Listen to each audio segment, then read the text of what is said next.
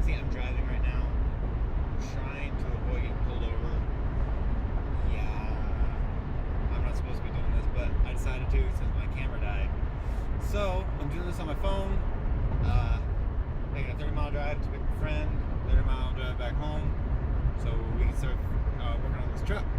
And it's a 1960s Ford f100, owned by my grandfather, I guess, and my dad drove it around for a while, and now it's just been sitting for like, who knows, like 20 years, I guess.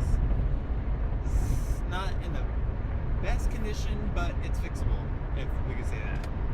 Anyways, so let's get this thing started. Okay, so I picked my friend up. Jonathan, say hi. Hey. What's up?